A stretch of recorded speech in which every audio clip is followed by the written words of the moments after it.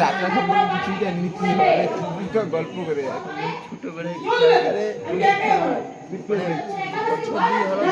কিছু জানি কি হরাকায় বলতো। ববদার কাছে এখন অব্দি 5-7 বছর আগেকার ভিডিও কপি পুনামাটি যাত্রা জানি তো এখন অব্দি তার কাছে আছে। তুই কি হরা বলতো? কি হরা এদিকে দেখে ওদিকে দেখে জ্ঞান পড়েনি, ও শুধু নামে থাকতো, হনুমান থাকতো।